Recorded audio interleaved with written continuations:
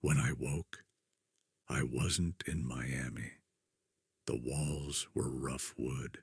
The air smelled like motor oil and rot, and the only sound was a steady, rhythmic breathing. Mine, though it sounded reluctant. Deb sat nearby in a folding chair, a bottle of whiskey half empty beside her, a cigarette dangling from her mouth. She looked like a ghost that had decided not to move on. A version of herself paused mid-stride, trapped in a moment she clearly hadn't chosen, but accepted anyway. "About time," she said, not looking up. I tried to speak, but my throat felt like sandpaper. "You saved Astor and Cody," I rasped. "Yeah," she said, "but you weren't supposed to die." She reached over, poured something into a cracked glass, and held it out. It smelled like cheap rum and disinfectant. "Drink," she said. "You lost a lot of blood." I obeyed, because Deb's bedside manner has always been somewhere between field interrogation and hostage negotiation, which is to say that it works, eventually, if you survive the first 30 minutes. When the burning stopped, I took a slow look around. We were in some kind of old boathouse. Wood beams, low ceiling, a single naked light bulb swinging overhead. The kind of place you'd expect to find a corpse, or make one. Moss crept along the corners. The occasional rat scuttled like it had opinions about our arrival, and water lapped quietly against the pilings. Perfect isolation, perfect hiding, perfect for me. "You saved me," I said finally. She exhaled smoke and laughed. Short, bitter, beautiful. "Yeah, well, I guess I'm an idiot." I wanted to thank her. Really, I did. But words like "thank you" don't fit well in my mouth. So I said the next best thing. "You shouldn't have." "Tell me about it," she snapped.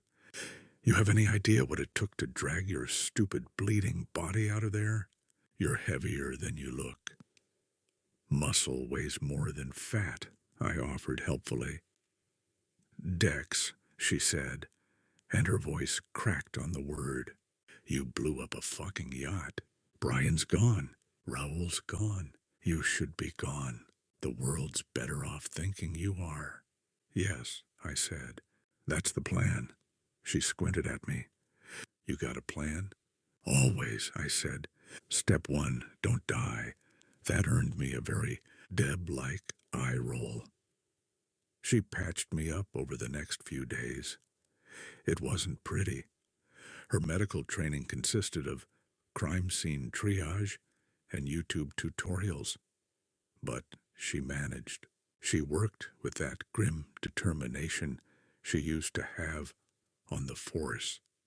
That iron-stiff refusal to give up even when the universe handed her every reason to. I watched her sometimes as she slept upright in the chair, her face slack and vulnerable. My sister, my savior, my accidental accomplice. When she wasn't cleaning my wounds or cursing my existence, she was making phone calls, digging up fake papers, and erasing any trace of Dexter Morgan. "You're officially shark food," she said on the third day. Coast Guard found pieces of the boat, some blood. "Nobody's asking questions." "Finally," I said. "Something goes right." She glared. "This isn't funny." "It's a little funny," I said. She looked at me for a long time, then shook her head. "You're gonna disappear, Dex. For real this time. New name, new place, no more blood, no more code, no more righteous vigilantism, no more murder," she snapped.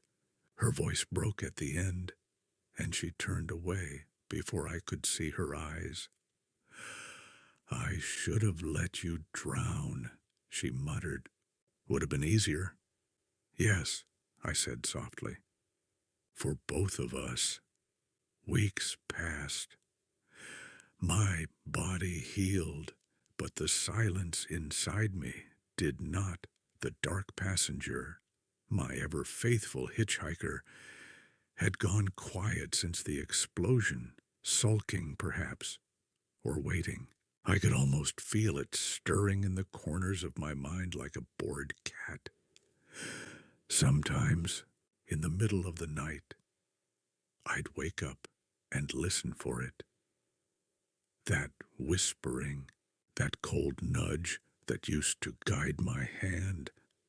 Nothing, just the creak of wood and the sound of Deb's restless breathing. Maybe I'd killed it. Maybe fire had burned it out of me. Or maybe it was waiting for the right invitation. The days crawled. I learned to walk again without bleeding through the bandages, helped Deb fix the leaky roof, pretended that normalcy was within reach, that I could be just a man recovering from an accident instead of the human equivalent of a crime scene. But the quiet was deceptive. It's never really quiet in my head. I spent a lot of time staring at the swamp. Water so black it reflected everything but light. Dragonflies hovered, silent sentinels of a world that didn't care about Dexter Morgan or Daniel Moore or whatever the hell I was calling myself now. Moss hung from the cypress-like funeral drapes, and I swore I could see the occasional gator eye watching me, judging, waiting. "You thinking about running?" Deb's voice came from behind me. "Running? No," I said. "More like evaporating." She sat beside me, lighting another cigarette. The smoke rose in lazy curls, dancing with the humidity, carrying the scent of tar and nicotine and long-held frustration. "You don't get to evaporate," she said. "You get to start over." "And what if I don't want to?" She gave a hard laugh. "You don't get to want either." We sat in silence for a while, listening to frogs argue in the distance, cicadas singing like drunken soldiers. Somewhere in the dark, a heron flapped its wings, carrying with it the stink of swamp mud and fish scales. I let my shoulders droop, letting the quiet seep into my bones, which still ached with muscle fatigue and phantom pain. "You ever think about them?" I asked quietly.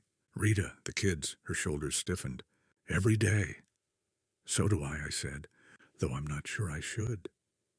"You shouldn't," she said bluntly. "They're safe. Let it stay that way." There was no warmth in her tone, but there was truth. Safety, it seemed, was a fragile illusion, something that could be shattered in a heartbeat by someone like me. And maybe that was why I kept thinking of it. That impossibility of truly stopping. The lure of blood, the addictive precision of control, the sterile satisfaction of a life tidied up one body at a time. One night I dreamed. I was back in Miami, under orange streetlights, the smell of salt and rot and fresh blood heavy in the air. A man was tied to a table, my table, but when I peeled back the plastic, the face staring up at me wasn't his. It was mine. And behind me, in the dark, Harry was watching, not angry, just disappointed. the disappointment of someone who knew the rules and had watched me forget them again and again. I woke up sweating. My shoulder throbbed. My hand shook as I reached for the bottle of rum on the nightstand. From across the room, Deb stirred. "You okay?" she mumbled. "Just dreaming," I said. "About what?" I considered lying, but the truth came out anyway. Myself.